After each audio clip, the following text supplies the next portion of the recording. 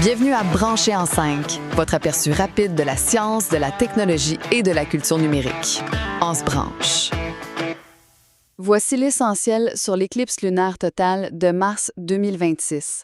Dans la nuit de lundi à mardi, une spectaculaire lune de sang illuminera le ciel, offrant un spectacle astronomique fascinant et rare que vous voulez surtout pas rater. Premièrement, c'est quoi exactement ce phénomène-là?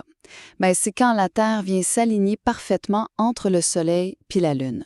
Fait qu'au lieu de devenir complètement noire dans l'ombre, la Lune va plutôt capter la lumière du Soleil filtrée par l'atmosphère de la Terre.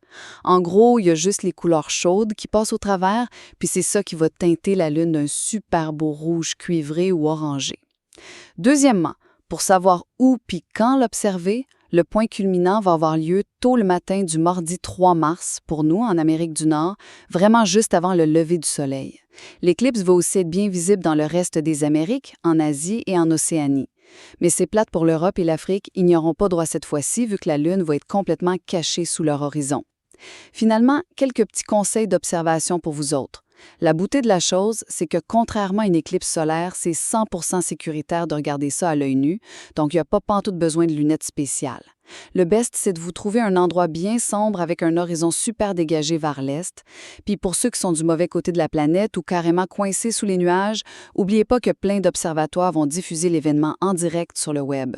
Mettez votre cadran tôt et levez les yeux au ciel parce que la prochaine véritable lune de sang ne se pointera pas avant le réveillon de 2028. C'était Branché en 5, court, clair et droit au but. Pour écouter les épisodes précédents, retrouvez Branché en 5 sur Spotify.